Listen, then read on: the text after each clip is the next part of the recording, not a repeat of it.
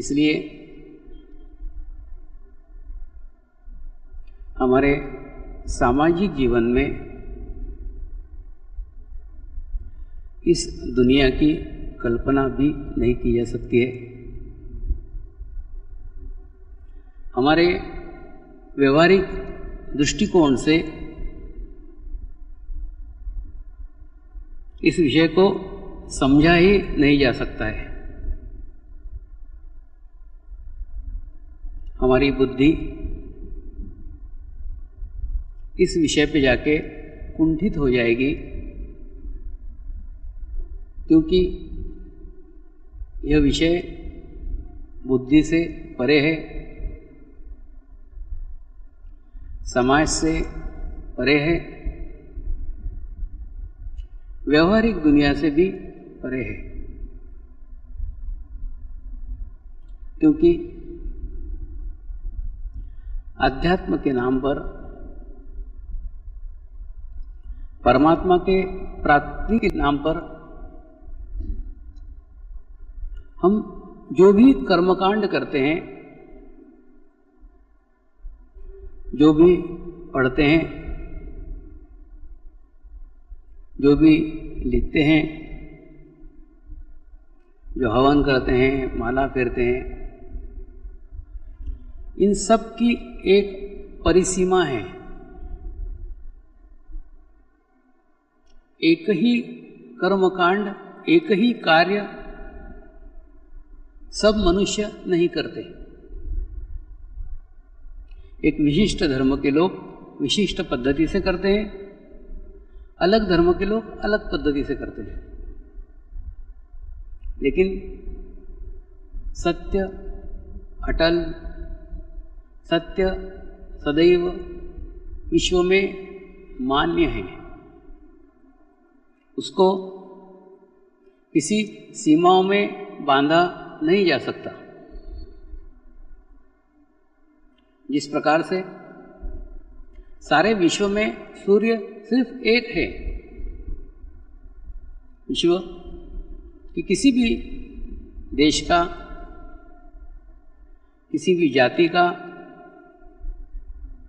किसी भी भाषा का भेदभाव सूर्य कर ही नहीं सकता।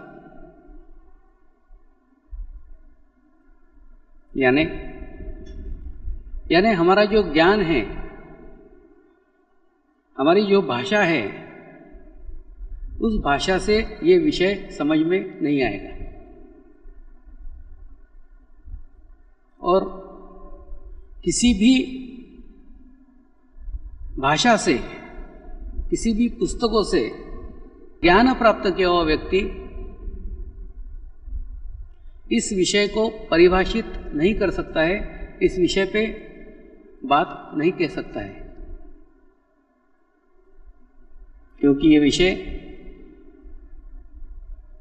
किसी भाषा में समाहित होने वाला नहीं है। ये विषय किसी शब्दों से बताया जाए, ऐसे कोई शब्द दुनिया में है ही नहीं।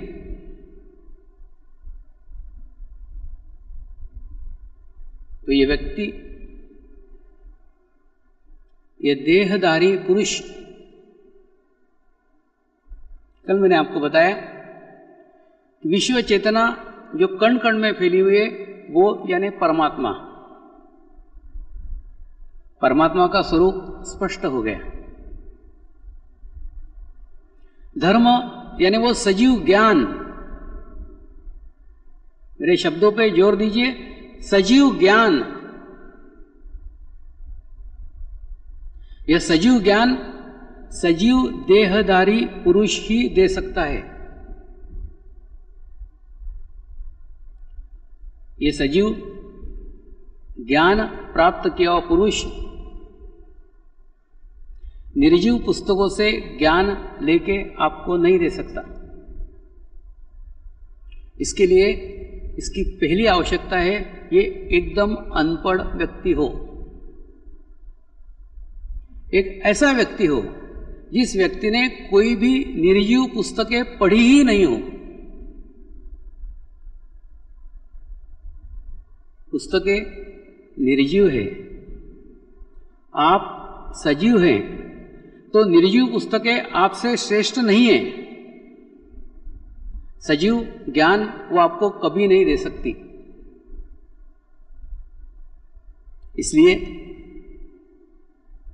पहाड़ के पास शुद्ध इच्छा नहीं है, नदी के पास शुद्ध इच्छा नहीं है, समुद्र के पास शुद्ध इच्छा नहीं है। शुद्ध इच्छा सिर्फ एक मानव के पास है। तो एक ऐसा मानव, जिस मानव ने ज्ञान तो प्राप्त किया है,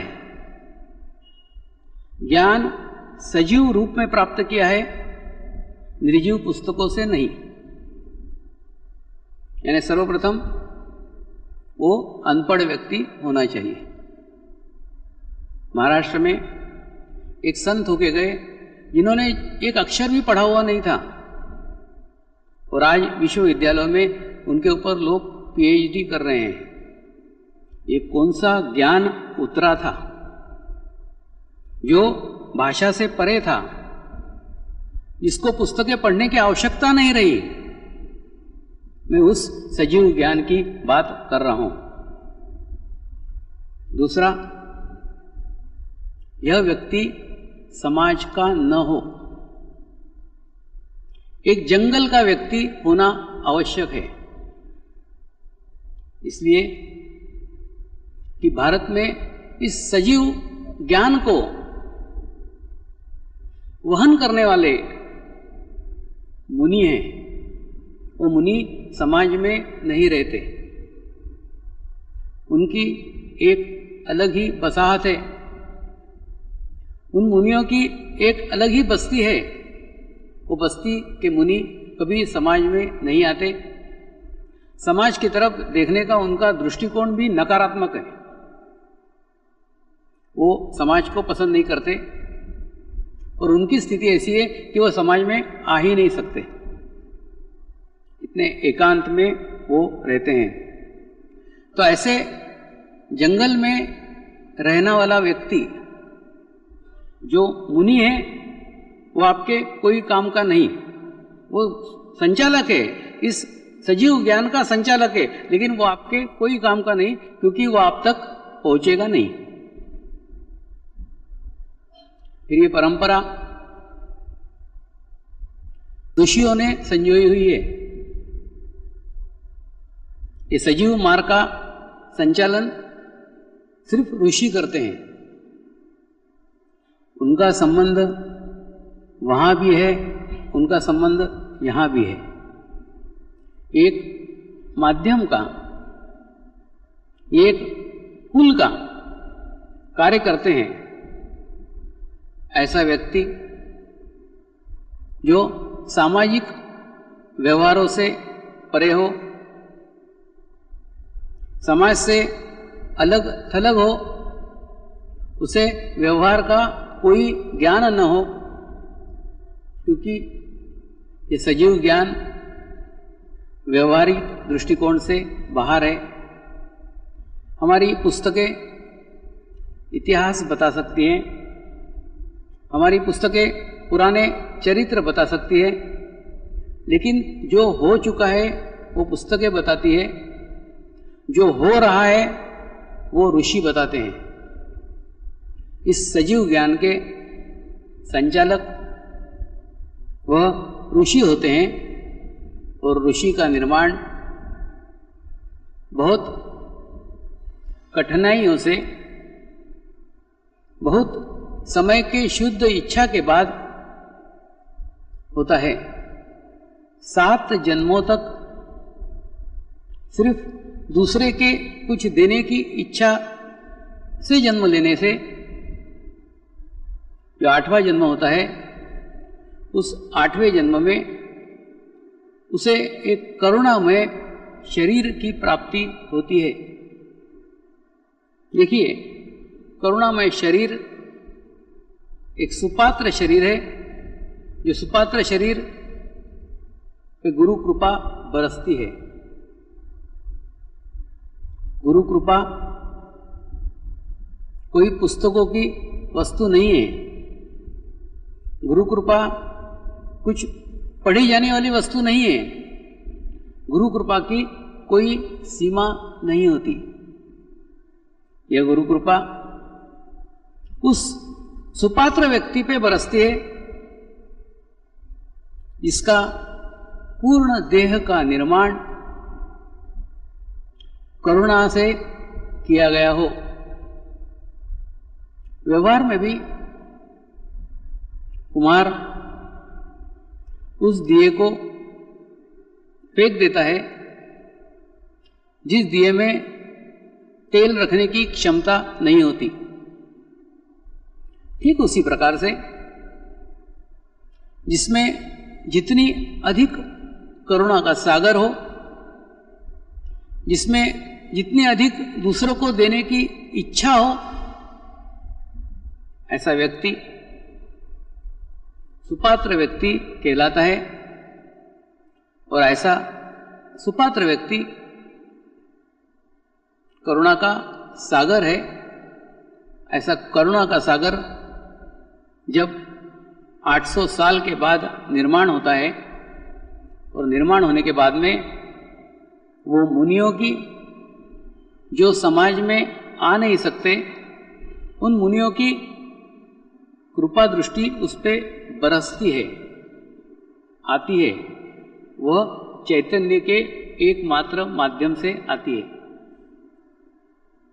चैतन्य का माध्यम वो माध्यम है जिस माध्यम से सजीव ज्ञान प्राप्त होता है।